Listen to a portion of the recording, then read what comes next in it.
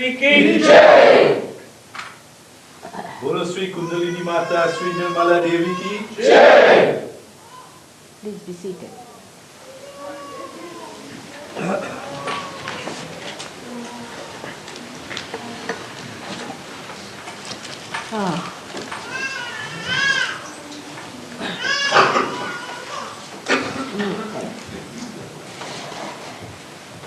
May God bless.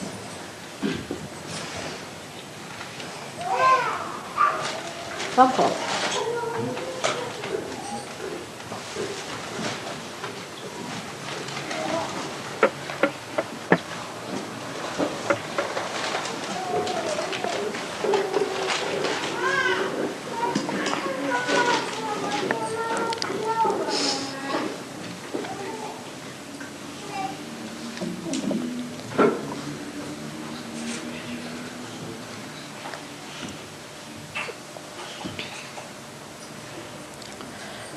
The other day, I talked to you about the importance of dedication in SahajaYoga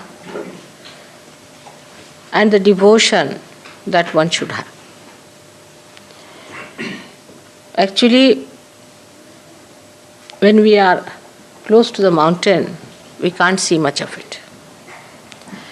And that's why we don't realize the volume that is so close to us, the greatness that is facing us.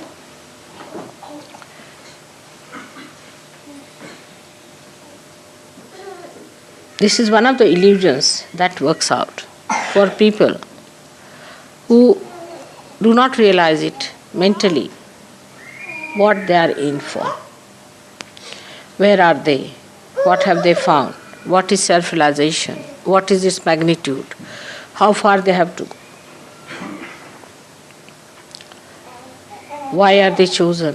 What is their purpose of life? How far they have come up? How far they can understand? All these things are beyond the grasp, and one gets stunned. One doesn't know what has happened to him when he got realization actually. That's why to understand this, is only possible if you can understand how to dedicate, how to devote yourself. If you want to analyze anything on the basis of your rationality, you are too stunned. It's beyond you. It's fantastic. It is too much. It's really beyond. Now think of it, you have got realization. Can you believe it? That you can in your lifetime.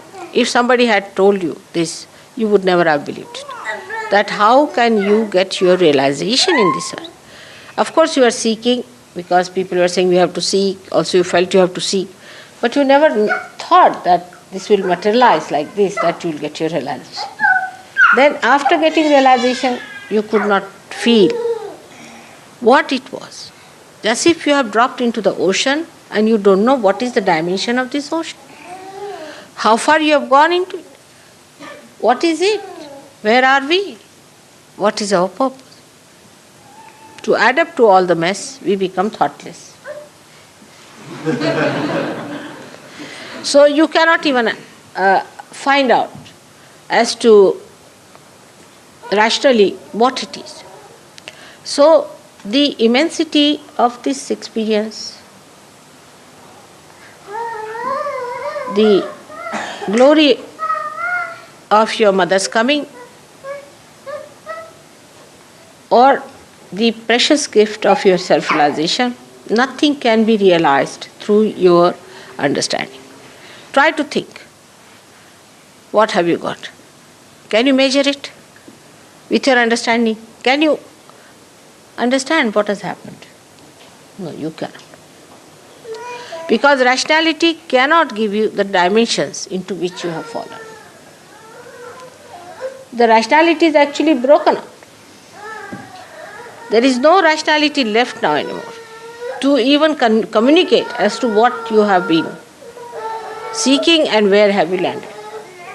So the only method you have got now, or only way is left to you, for a drop which has become an ocean, is to dissolve more in the ocean, so that you feel the ocean at least, and to communicate with other drops in such a way that you know the whole through all of them.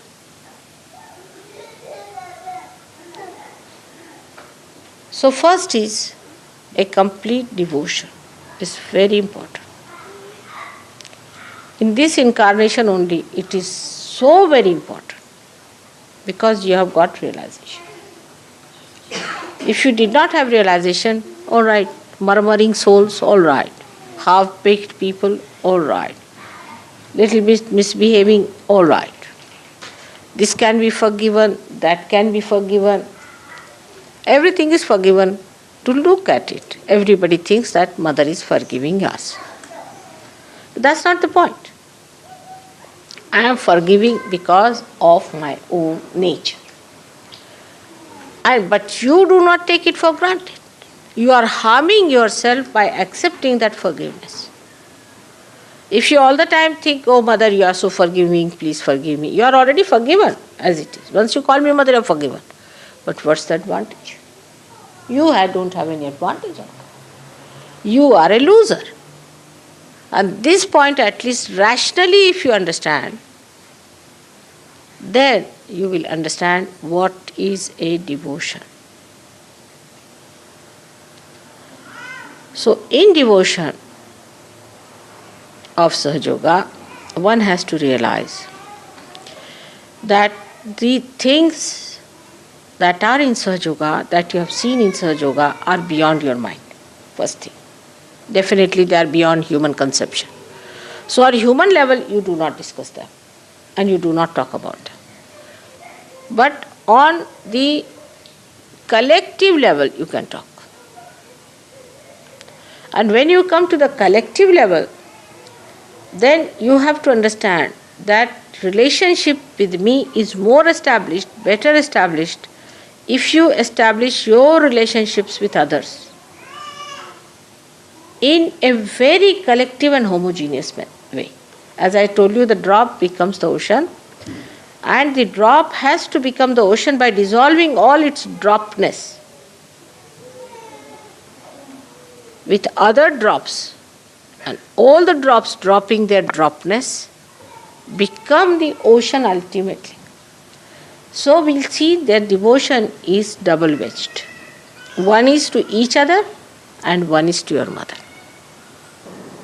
So the devotion to me means actually facing to yourself. You face yourself first of all and see for yourself what are you doing. You are your own enemy. Nobody is your enemy. Your mother is not, definitely. She is not your enemy by any chance. And no bhoots are your enemies in the way, if you do not allow them, they can't be there. No evil person is your enemy because he cannot be effective if you are spiritually equipped. So you are your own enemy is decided. The only way to get rid of that enemy of yours, you have to dedicate. Supposing you say that I have faith in Mother or in God. So you are holding on to something, isn't it? And you are discarding something. But this hold has to be very strong. Rationally, if you are at that time when you are sinking, will you rationalize whether I should hold the hand of this person who is saving is correct or not? No, your grip will be very strong. It will be extremely strong, and you will grip it with full force, with full faith that some or other save me. And that kind of a feeling should be within us, that I am a person who is sinking because of myself. And if I am to be saved, I have to be absolutely, completely submerged in Sahaja. Absolutely, I have to become one with it. then only I can be saved. Because at this level where you are realized souls of a higher level, now for a next jump, as I was saying to you, is devotion. Anything else has to be secondary under the circumstances. If it is primary and your attention is still on that, then you cannot have this second jump. First jump you have already done, you have got your realization. But from first jump to second jump, you worked hard, you have come to the second jump. In the second jump, you have to face it up. You should not feel disgusted with yourself, not dejected with yourself or nothing, but treat yourself as a separate entity. And dedication is actually turning back to yourself and looking forward towards the divine personality in you. Once there is divine personality in you, there is no problem of devotion. You will just become one with it. You start enjoying it. But this rationality is the worst thing. That plays tricks with you, which deviates you from understanding that whatever life you have led so far has been on a very material, gross life. You came out of it, you have grown out of it, you have come up. Now, to blossom, to become fragrant, you have to give up rationality. That's a binding. You have to be yourself, that's all. We should not be our own enemies, are we? So once you start facing yourself, you will like yourself. You won't feel disgusted, because that what yourself I'm talking about is glorious, is beautiful, is without any kalank on that, is absolutely detached. But first of all, your attention has to accept it, that this detachment is my life. I'm a different personality. Detachment is my nourishment.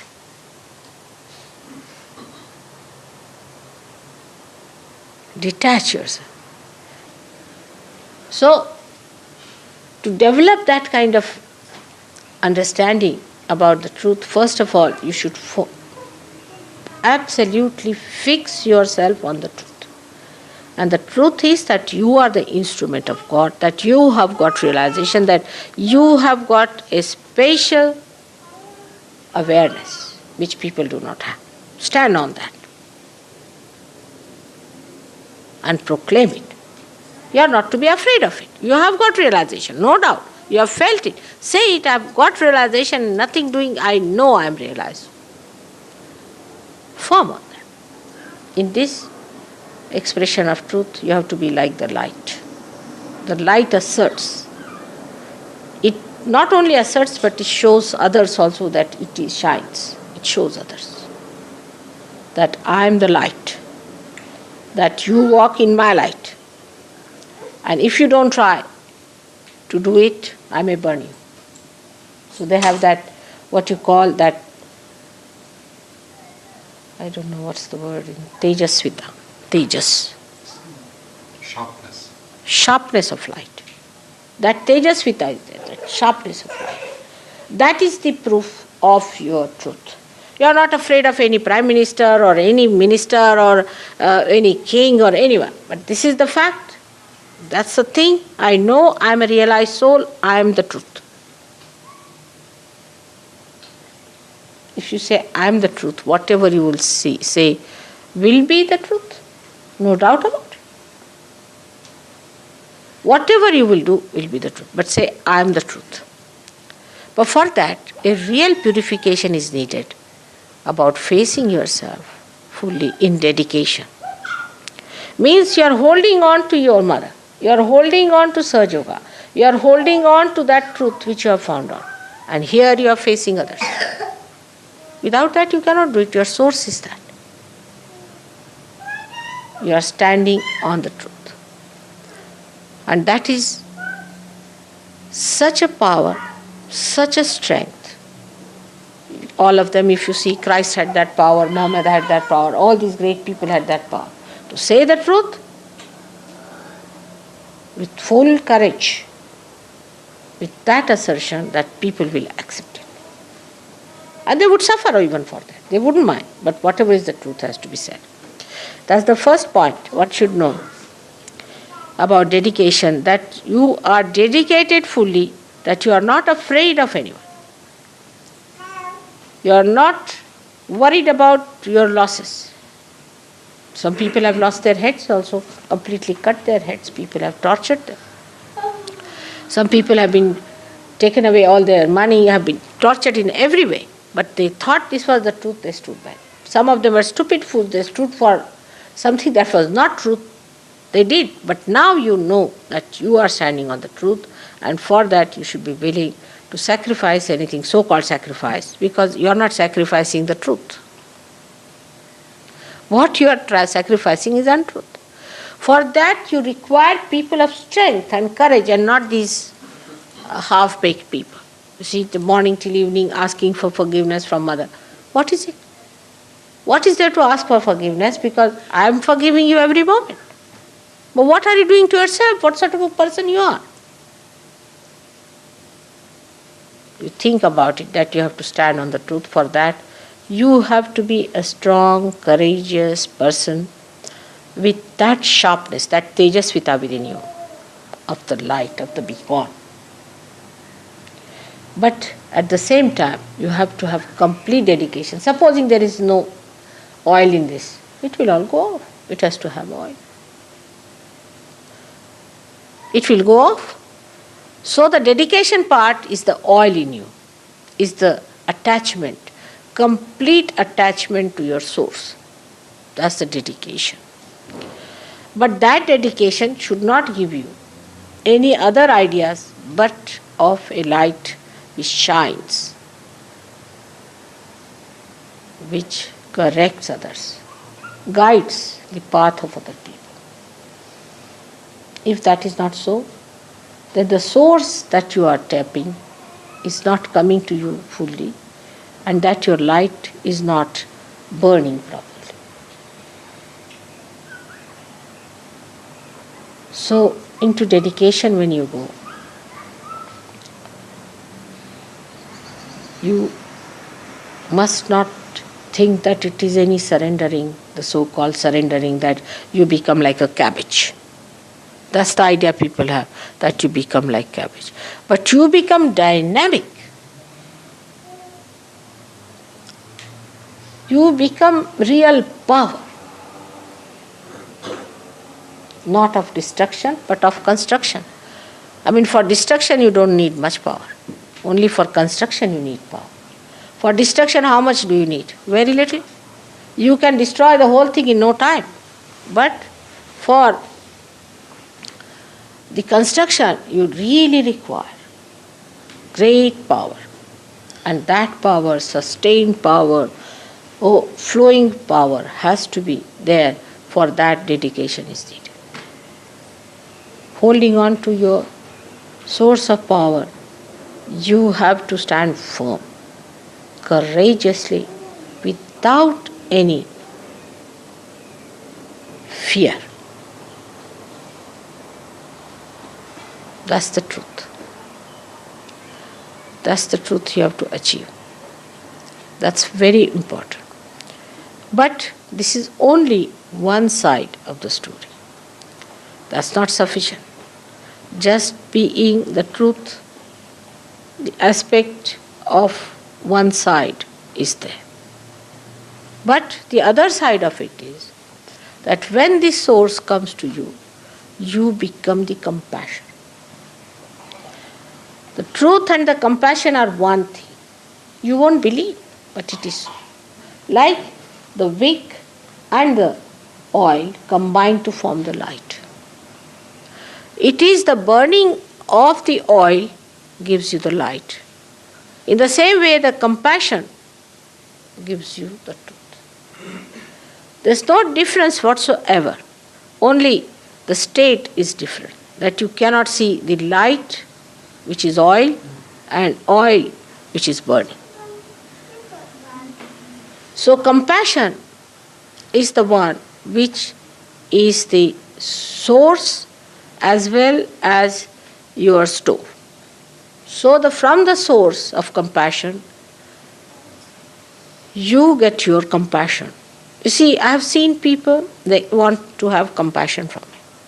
They want that I should love them. But reflect it back. Do they love others like that? I have known people, they have, say for one person, says harsh things to others, and comes and asks me, Mother, forgive me for that. Or does something harsh just for the whim of the mind. Mother, forgive me. But when you ask for that, I would like to know, have you given compassion to another person? Even after getting forgiveness from me, that source of forgiveness, that source of compassion, have you given compassion to others? Have you been compassionate to others? You see, it should not be one-sided.